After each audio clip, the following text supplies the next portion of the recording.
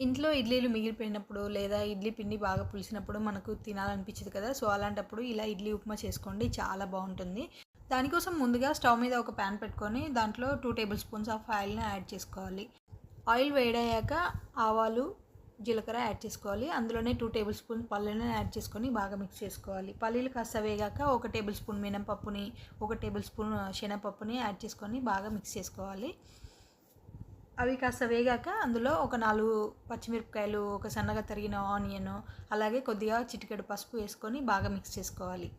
ఇవన్నీ బాగా వేగాక ఇందులో మనం ముందుగా రెడీ చేసుకున్న ఇడ్లీ ఉన్నాయి కదా! అవి పొడి చేసుకున్న ఇడ్లీ అవి యాడ్ చేసుకోవాలి ఇందులో. యాడ్ చేసుకొని ఒకసారి మంచిగా కలుపుకోండి.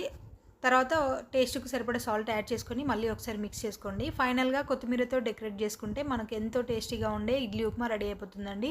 ఇడ్లీలు అంటే ఇష్టం ఉండని వాళ్ళు కూడా ఈ ఉప్మాని చాలా ఇష్టంగా తింటారు.